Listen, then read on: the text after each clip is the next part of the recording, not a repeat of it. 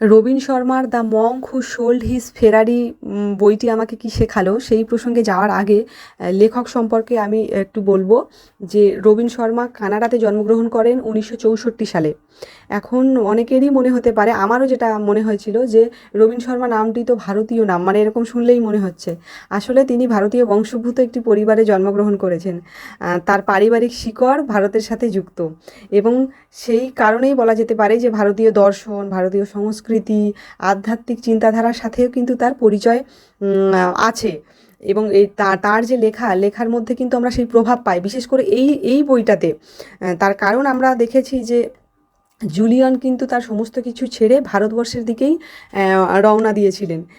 তো রবিন শর্মার আর একটা যে মজার জিনিস যে এই বইটাতে, যে বইটা আমরা পড়েছি, যে যে জুলিয়ান, যে কেন্দ্রীয় যে মানে চরিত্র, তিনি কিন্তু আইনজীবী ছিলেন। এবং এখানে রবিন শর্মা মানে তিনিও কিন্তু তার কর্মজীবনের শুরুতে তিনিও একজন কিন্তু আইনজীবী ছিলেন, কিন্তু তিনি পরে মানুষের আত্ম উন্নয়ন, মানে মানুষের নেতৃত্বের বিকাশ, এগুলো নিয়ে কিন্তু তারপরে তিনি কাজ শুরু করেন।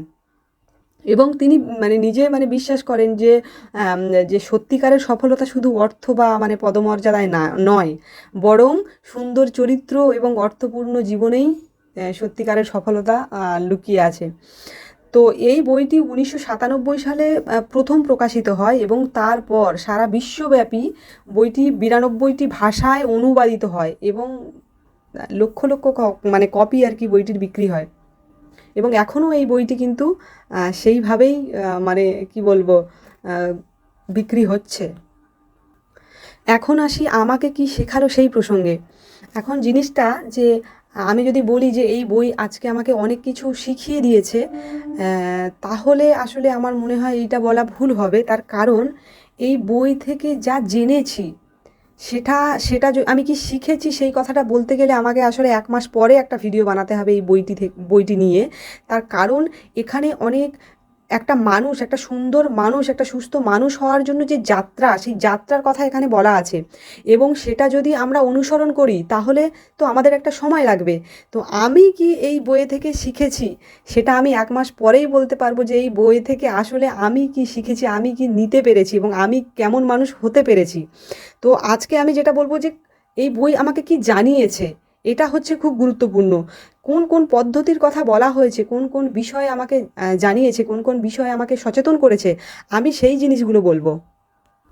প্রথম যেটা বলবো যে এটা হচ্ছে আমাদের নিজেদের মনকে আয়ত্ত করার যে যে ব্যাপারটা, সেটা সম্পর্কে মানে এই বই আমাদের বলে যে কিভাবে আমরা নিজেদের মনকে আয়ত্ত করব এবং কিভাবে আমাদের মনকে আমরা একটা সুন্দর বাগানে পরিণত করতে পারি, যেখানে ইতিবাচক, প্রতিনিয়ত ইতিবাচক চিন্তা করে।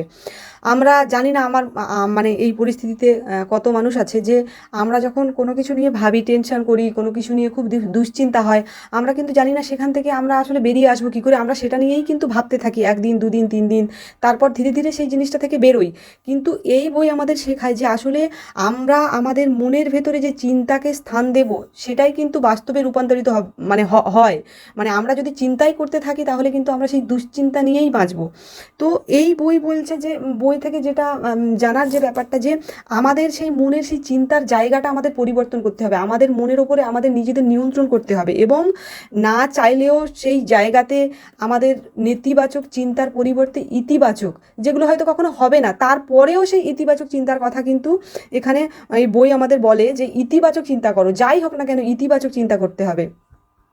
দ্বিতীয়ত যে আমাদের যে জিনিসটা খুব গুরুত্বপূর্ণ, যে আমাদের জীবনের আসল উদ্দেশ্য আসলে বেঁচে থাকার জন্য বেঁচে থাকা নয়, বেঁচে থাকাটা যেন উদ্দেশ্যপূর্ণ হয়।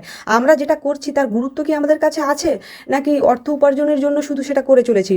আমাদের সেই যে উদ্দেশ্যটা, সেটা আমাদের খুঁজে পাওয়া খুব দরকার। আমরা যেটা ভালোবাসি, যেটা আমরা করতে চাই, সেই জায়গাটার উপরে এই বই জোর দেয় আসলে।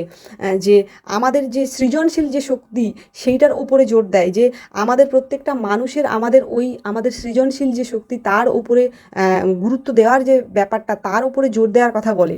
এবং তারপর যেটা বলবো যে প্রত্যেক দিন ধীরে ধীরে আমরা নিজেদের কিভাবে একটা সুন্দর জীবন পাওয়ার জন্য ধীরে ধীরে ছোট ছোট পরিবর্তনের মধ্যে দিয়ে আমাদের নিজেদেরকে পরিবর্তন করতে পারি।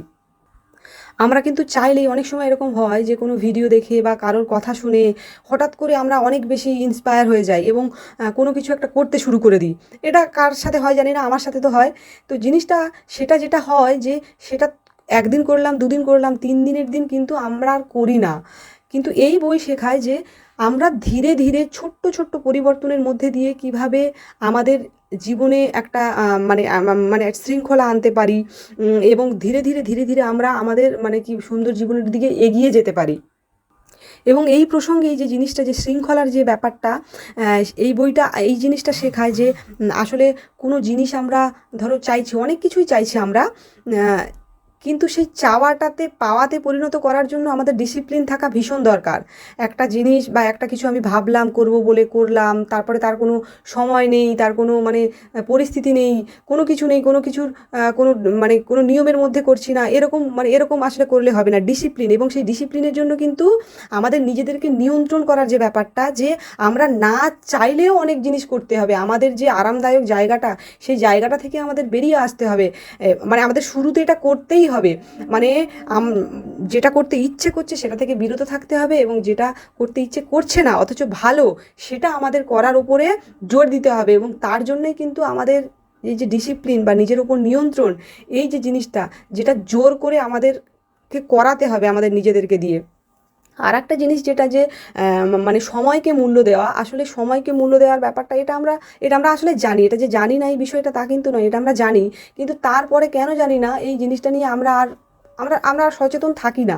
কিন্তু এই বই নতুন করে আবার শেখায় যে সময়কে মূল্য দেওয়ার যে ব্যাপারটা, আসলে সময় একমাত্র সেই বিষয় বা ব্যাপার যেটা আসলে একবার চলে গেলে আর ফিরে আসে না। আমরা আমাদের মানে হারানো স্বাস্থ্য ফিরে পাই, হারানো কোনো জিনিসকে ফিরে পাই, অনেক কিছু হারিয়ে গেলে আমরা ফিরে পাই, কিন্তু সময় একটা জিনিস যেটা কিন্তু আর কখনো ফিরে আসে না। এবং শুধু তাই নয়, আমরা ভাবি যে আমাদের হাতে অনেক সময় আছে, কিন্তু সময় থাকলেও আমাদের বয়স থাকে না।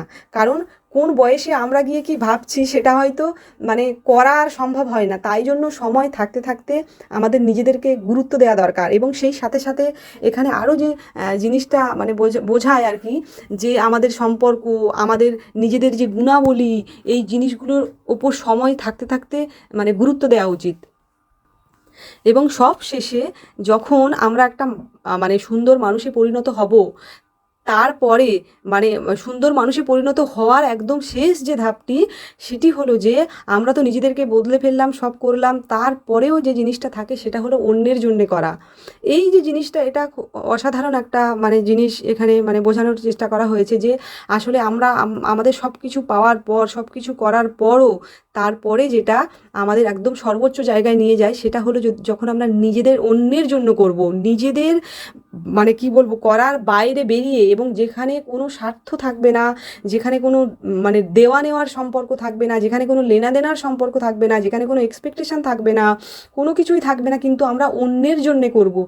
আসলে বই আমাদের নিজেদেরকে নিয়ে ভাবায়, আমাদের নিজেদের দৈনন্দিন জীবন নিয়ে ভাবায়, আমরা কিভাবে বেঁচে আছি সেটা নিয়ে ভাবায়, আমাদের চিন্তাভাবনা নিয়ে ভাবায়, আমাদের হচ্ছে খাদ্যাভ্যাস নিয়ে ভাবায়, আমাদের হচ্ছে অন্য মানুষের সাথে আচরণ নিয়ে ভাবায়, আমাদের শারীরিক অবস্থা নিয়ে ভাবায়, আমাদের মানসিক অবস্থা নিয়ে ভাবায়, সমস্ত কিছু নিয়ে ভাবায় এই বই।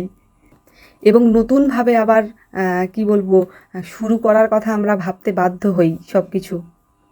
আসলে এটি একটি আত্ম উন্নয়ন, আত্ম অনুসন্ধান এবং অর্থপূর্ণ জীবন গঠনের প্রভাবশালী একটি গ্রন্থ।